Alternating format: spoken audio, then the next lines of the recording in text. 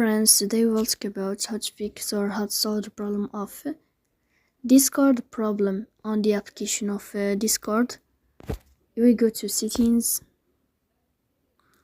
In this page, we click on apps, default apps, app settings. On above, we will search about Discord problem and we click. Here in this page of app info, you will click on first stop and you will click OK.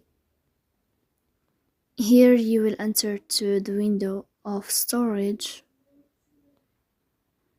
Then we click on clear cache. But pay attention, don't click clear data because that can delete your account. In the end, you can turn off your phone and you can restart your phone again. So please don't forget to support us by like and subscribe. See you next time and thank you for your watching and your attention.